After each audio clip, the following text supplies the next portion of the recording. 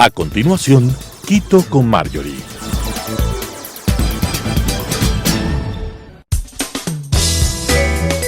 Clasificación A. Apto para todo público.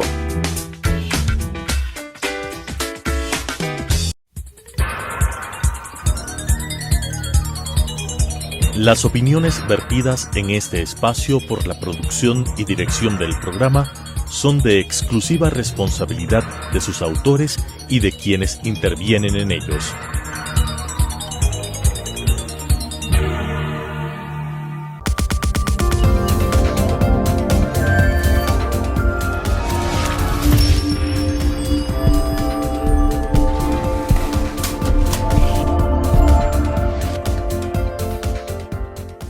Amigas y amigos, bienvenidos. Soy Marjorie Chávez.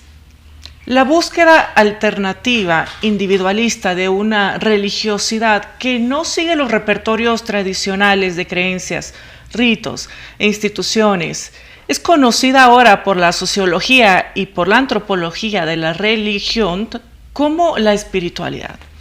Esta actual noción de espiritualidad no se refiere a la mística tradicional, y para hablar de ella, de su importancia en la actualidad y de las formas de trascender en nuestra vida, nos acompaña el pastor Daniel Simao.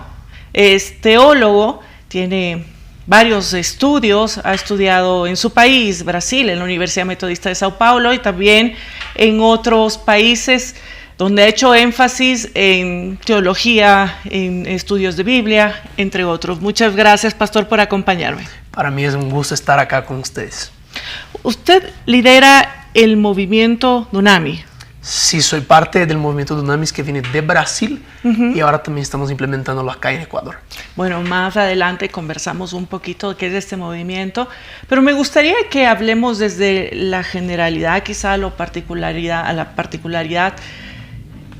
¿Qué pasa con la espiritualidad en la actualidad? ¿Cómo además llegamos con un mensaje de espiritualidad o de religiosidad a los jóvenes? Creo que todos tenemos creencia en algo. Tú crees tal vez en el poder del dinero, tú crees tal vez en el poder del Estado, el poder de una persona. Y yo creo que la fe se entrelaza con la esperanza, ¿verdad? Todos nosotros tenemos esperanza de ver algo mejor. Y la fe es ese motor que te lleva a creer que algo mejor va a suceder. Entonces yo creo que es trabajar por el lado de la esperanza de que algo mejor está por suceder. Pero, ¿cuál es el concepto de fe en el que tenemos que basarnos? Bueno, yo voy a la Biblia para responder a esa pregunta. La Biblia dice que la fe es la certeza de las cosas que se esperan y la convicción de lo que no se ve. Entonces la fe, literalmente, tú crees en algo que no ves. Y para creer en algo que no ves, tú tienes que creer en algo que es mucho más grande que tú. Y en ese caso, diría yo que hay un ser supremo que nosotros creemos que es más grande que nosotros. ¿Y cómo nutrimos esa fe? ¿Cómo nutrimos esa fe? Yo diría que tú nutres la fe, si yo voy de la perspectiva más humana, yo diría tú nutres la fe a partir de esperanza de que las cosas están por mejorar. Todos nosotros tenemos ese anhelo, ¿no? De querer ver las cosas mejorando, de querer que la situación del país cambie y que vayamos más adelante. Del lado humano sería de esa forma.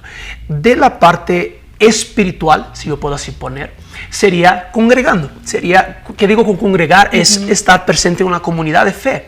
Sería una iglesia, sería un grupo pequeño, sería y conexión con la palabra de Dios sería, diría yo. Y hay un debate por muchos años sobre la razón y la fe. ¿Cómo explicamos aquello y cómo encontramos en realidad una sinergia, más no términos contrapuestos? Yo aprendí que la fe, ella muchas veces es formada en la duda. Yo mencioné que la fe es la certeza, pero tú no puedes tener certeza si antes no tienes preguntas, si antes no tienes dudas, si antes no traes esas preguntas a la mesa de cosas existenciales. Entonces, formar la fe y tener la fe en esos ambientes, en esos tiempos que estamos, la fe va a ser formada por muchas dudas y muchas preguntas que tenemos. Yo diría un poco de eso. ¿Y cuál es la diferencia entre fe y espiritualidad, si queremos hablar de una espiritualidad general? Yo creo que la fe, como yo dije, tú puedes creer en muchas cosas, Pero la fe, cuando está unida y ligada a la espiritualidad, estamos hablando de un ser supremo. Estamos hablando de un ser que es más grande que nosotros. Estamos hablando de un ser, y creo que muchos de los que nos están escuchando creen que hay un Dios. Si no la mayoría, una buena parte cree que hay un Dios. Y cuando hablamos de la fe con la espiritualidad, estamos hablando de un ser que es mucho más grande, pero la fe, ella puede ser usada para cosas que, ¿cómo puedo poner? Puede ser usada para cualquier otra cosa, pero con la espiritualidad tiene que ver con un ser mayor. ¿Cómo hacemos que nuestros jóvenes o cualquier persona, porque no es un tema etario, ¿verdad? No es un tema de edad, descubran el propósito en la vida y trabajen en busca de ese propósito, por supuesto generando valor en el entorno con base en principios? Ok, me encanta tu pregunta, porque yo estoy pensando en que muchas veces nosotros estamos mucho buscando qué puedo hacer, qué diferencia puedo hacer. Y la verdad es que todos podemos causar una diferencia en nuestro entorno. Esa es la verdad. Y tú tienes tu unicidad. A mí me gusta esa palabra, que tú eres único para el entorno que estás. ¿Y cómo puedes buscar entonces tu propósito? Yo diría, tu propósito está en tus habilidades. Tu propósito está en tus talentos. Y yo personalmente creo que Dios puso en nosotros talentos y habilidades para que los otros puedan ser beneficiados. No solo nosotros. Yo quiero también ser beneficiado, pero yo quiero más que todo que los otros sean beneficiados por lo que Dios ha puesto en mi vida. ¿Y en qué momento de la vida, cómo encontramos ese punto de inflexión ante tantas alternativas? Además, cuando uno es joven, pues seguramente no sabes, para usar el término, en qué eres bueno o en qué eres el mejor, en qué te destacas para maximizar la eficacia de tus acciones. ¿Cuál es este punto de inflexión en la vida de una persona donde descubre el propósito, para qué él es bueno, por el cual puede utilizar todos estos atributos que quizá han sido dados por Dios, o quizás también los ha desarrollado con el tiempo? Esa es una excelente pregunta, porque yo pienso, el momento que tú estás incómodo con una situación, yo creo que ahí puede ser un punto de inflexión. Entonces, por ejemplo, yo estoy incómodo con la situación en que el país está viviendo. ¿Qué puedo hacer yo para que la situación cambie? Entonces, ¿qué está dentro de mí? ¿Cuáles son mis talentos? ¿Cuáles son mis habilidades para que yo pueda atraer? Yo creo que el punto de inflexión es exactamente eso. Cuando tú dices, estoy incómodo. Sabes que yo voy a decir una cosa aquí que tal vez no es tan buena, pero yo diría que creo que les va a ayudar. Yo aprendí que el mejor combustible de cambio es el odio. Eso es fuerte. ¿Y por qué yo diría eso? Porque yo no odiar personas, pero odiar situaciones. Tú solo cambias lo que odias. Yo solo puedo cambiar una vida no saludable si yo odio no ser saludable. Si no te gusta esa versión de ti. Exactamente. A eso voy. El amor, claro, él va a traer todo lo complemento, pero yo tengo que odiar una situación actual para que yo no pueda vivir de esa forma. Entonces, si yo odio la situación que el país vive, ese es el mayor combustible que puedo hacer yo entonces para poder cambiar la situación. ¿Cuál es mi parte? Yo diría eso. Es un poco fuerte lo que dije. Es un poco fuerte, pero claro, es la capacidad que tenemos que tener los seres humanos de transformar este veneno, en todo caso, la circunstancia, la dificultad, la incomodidad, en medicina. Exactamente. Es una analogía muy bonita, pero que a veces, pastor, en la práctica no es tan sencillo y por supuesto no es un camino bonito. Usted lo mencionó, es un camino de incomodidad. En ese momento entra la fe, ¿verdad? Exactamente. En ese momento entra la fe. Yo estaba mencionando, déjame pintar un poquito más el cuadro. Si yo odio la corrupción, yo tengo que hacer algo en contra de la corrupción. Si yo tengo un poquito de amor por la corrupción o por personas que están en corrupción, yo voy a estacionarme aquí y voy a dejar, no, está bien. Y algún momento va a cambiar esa situación. La situación cambia cuando alguien se levanta. Claro. Entonces yo diría que la fe entra aquí como un motor de decir, eso aquí no está bien y yo no estoy conforme con eso. Y la fe ahora va a entrar aquí como, ok, yo creo que hay un Dios, que hay un ser soberano que me puso algo para poder cambiar esa situación. ¿Cómo logramos tener esa sabiduría siendo jóvenes? Cuando a veces nos sentamos con los abuelitos o con gente mayor, uno siente cierta paz. Hasta el tono de voz de las personas sabias cambia, ¿verdad? Y hace que tengan una llegada más profunda a quien las escucha. Pero ¿podemos acortar este camino a través de la espiritualidad? ¿Cómo lo hacemos? Voy a la Biblia. La Biblia dice así, que los jóvenes tienen la fuerza, pero los mayores tienen la experiencia porque tienen las canas. Eso exactamente dice la Biblia. Si yo tengo la fuerza y la motivación para cambiarlo, yo tengo que aprenderlo cómo. Y yo solo voy a aprenderlo con gente que tiene más experiencia que yo. Entonces la fe, ella te va a llevar a ese lugar de ser sabio y también buscar consejo con personas correctas. Yo siempre digo que los jóvenes tenemos ese ímpetu, así por decir, esa fuerza. Yo quiero hacer algo y voy a cambiarlo. Pero no puedes hacerlo sin saltar etapas. Y una de esas etapas es buscar a las personas que tienen más sabiduría que nosotros. La sabiduría viene por aprender y por escuchar bastante. Claro. También por haber vivido seguramente bastante, pero lo ideal sería el acortar este tiempo. Igual vives los procesos, pero no necesitar pues tener una edad muy avanzada para lograr sentir que el conocimiento lo transformas en acción. Exacto. Porque pues conocimiento mal utilizado no necesariamente es sabiduría. Entonces, identificar estas diferencias con algo, quizá voy a usar la palabra misticismo, y la uso porque a veces uno no entiende por qué funciona o cómo funciona, pero sabes que funciona. ¿Qué haces ante ellos? Es un tema pues te libera el espíritu y decides elegir un camino, una vía, una acción, independientemente de que a veces la razón no dice lo mismo. La religión y la moral están directamente conectadas, porque uno cree, cuando cree, ejecuta y actúa de acuerdo a eso. Entonces hay un proceso de pensamiento que es creencia, acción, hábitos y de ahí carácter. Y yo pondría de esa forma, todo lo que yo creo, yo transformo en acción. Todo lo que yo actúo, si eso es una acción repetida, yo voy a transformarlo en un hábito. Y eso se vuelve parte de nuestro carácter, quiénes somos, nuestra personalidad. Y ahí va a entrar toda la parte del temperamento por atrás, pero eso se ve diferente en cada persona, pero todo va a partir de lo que creemos. Si tú crees que Ecuador nunca va a cambiar, tú vas a actuar de esa forma. Luego, tu carácter va a ser una persona que va a ser pasiva para nunca cambiar algo. Pero si tú crees realmente que hay un Dios soberano que ama a la nación ecuatoriana y que dice, ok, tú vas a tomar las actitudes que son de acuerdo a la creencia, la moral, y tú vas a actuar de esa forma, tus hábitos van a cambiar, los hábitos de las personas alrededor tuyo van a cambiar. Y eso comienza a generar un ciclo de cambio en toda la sociedad. Empiezas a ver, este es el misticismo, que no entiendes cómo se genera todo este cambio a tu alrededor, pero se genera. Entonces, finalmente crees en ello.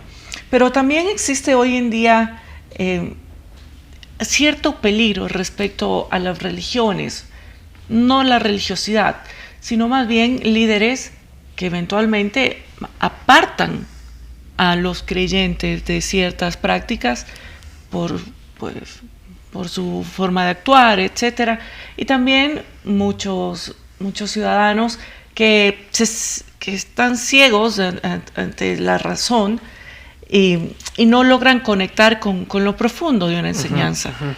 ¿Cómo lo logramos? A través de la palabra y por supuesto a través del ejemplo. Uno busca coherencia, ¿no? Es decir, la naturaleza de lo que dices que vas a hacer tiene que ser de la misma naturaleza del medio que estás utilizando. Pero hay líneas muy delgadas y hoy en día también lamentablemente vemos sobre todo a muchos jóvenes que se han alejado de las religiones. Es muy bueno el punto que propones, porque la manipulación y el control existe en cualquier área de la sociedad y también en la religión. De hecho, la religión por mucho tiempo, en algunas ocasiones, fue usada para manipulación y control. Pero si yo digo que la religión, quiero proponer eso para construir el raciocinio rápido. Religión viene del latín religare, que es reconectar. es religar a alguien a algo. Entonces la religión es todo lo que yo pueda hacer para reconectarme con Dios o con un ser supremo. Esa es religión. Pero cuando yo pienso, yo como cristiano, yo no creo en la palabra tanto religión, porque la religión es lo que yo puedo hacer para estar conectado con Dios. Pero Jesús, por otro lado, Él vino a conectarnos con Dios. Es lo que Él hizo, no lo que yo hice. Entonces Jesús es la verdadera religión, porque Él me conectó con Dios. Ahora, hay personas que sí van a usar. Necesito mencionar eso, porque hay un texto bíblico que dice que el ladrón vino sino para robar, matar y destruir. Pero Jesús dice, yo vine para que tengan vida en abundancia. El ladrón no necesariamente es lo malo. El ladrón es la persona que se pone en un cargo o en un lugar de tanta autoridad que comienza a robar tu tiempo, comienza a robar tus emociones, comienza a robar tus relaciones, todo para consumirte. Y yo creo que ese tipo de control y autoritarismo no debería existir en la religión, y de hecho no debería existir en ningún ámbito social. Yo pondría de esa forma. ¿Cómo lo identificamos? Yo creo que todo lo que viene para controlar y ser autoritario ya no viene de Dios.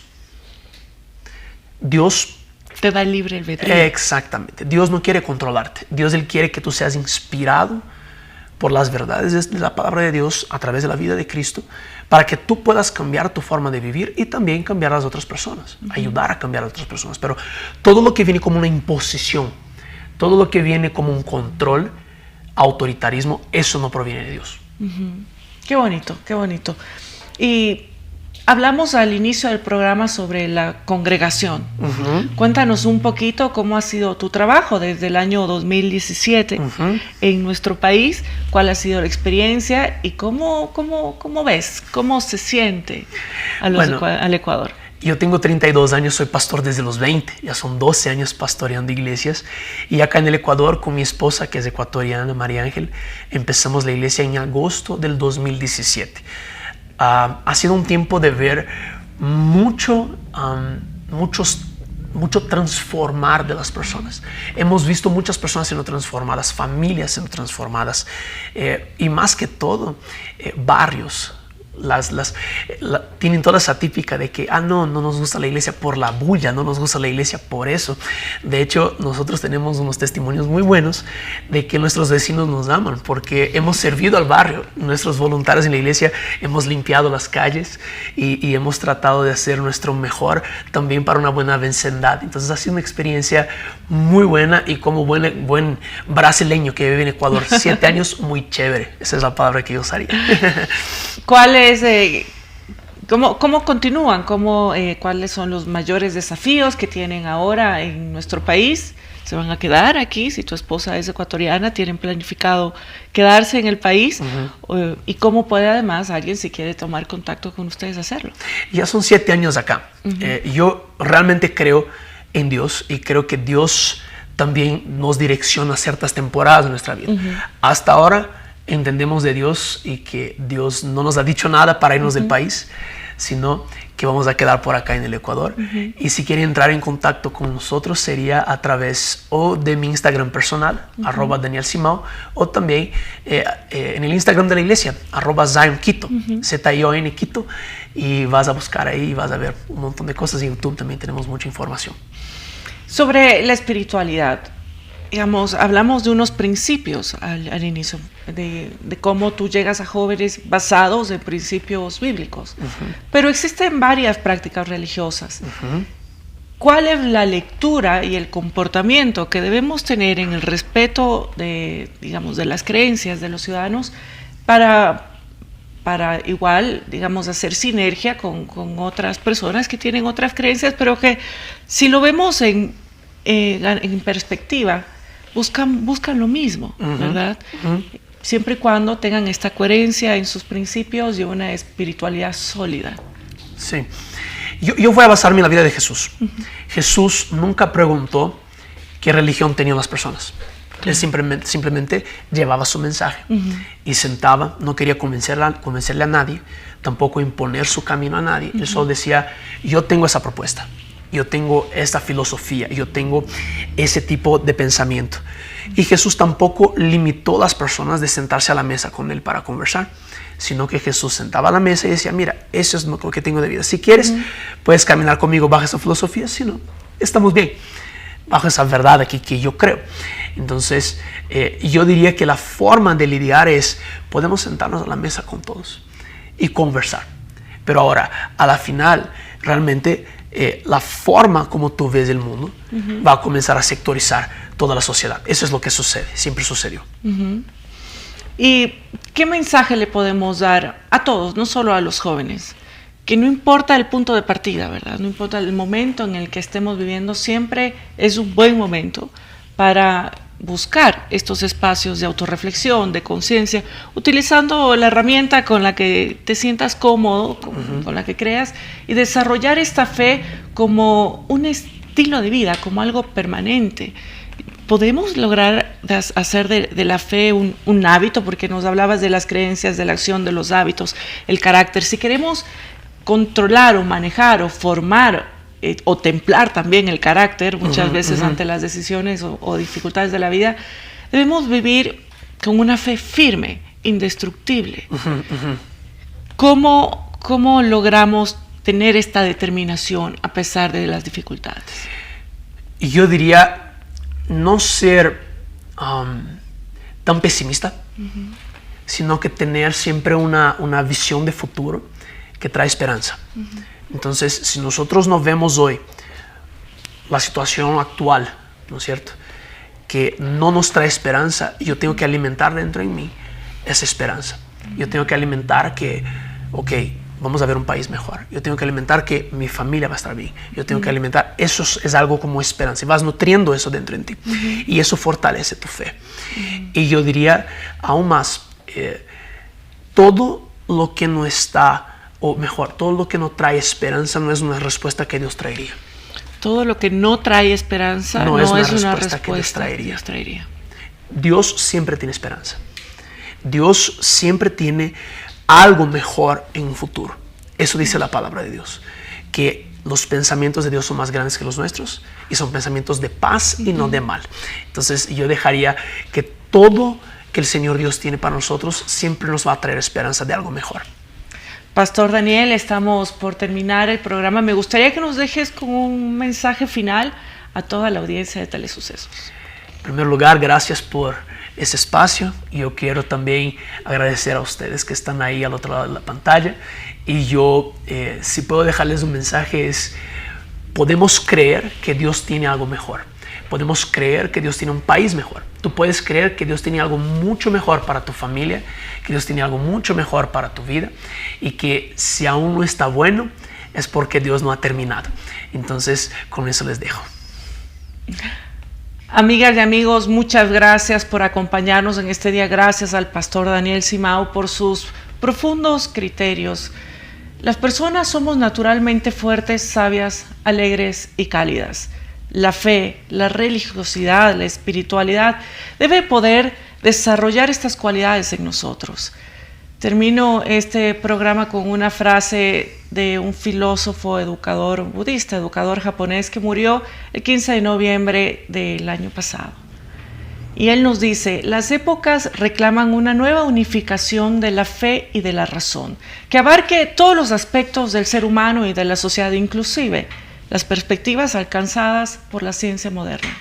La fe no es una creencia divorciada del intelecto. De hecho, rechaza las respuestas fáciles y cómodas y el fanatismo irracional. Nos surge en este momento esgrimir herramientas de la creencia, de la comprensión, que nos permitan explorar la vida y poder usarlas para desafiarnos sin cesar y trabajar en el pos del propio perfeccionamiento y generación de valor en nuestro entorno. Muchas gracias, soy Marjorie Chávez, hasta la próxima semana.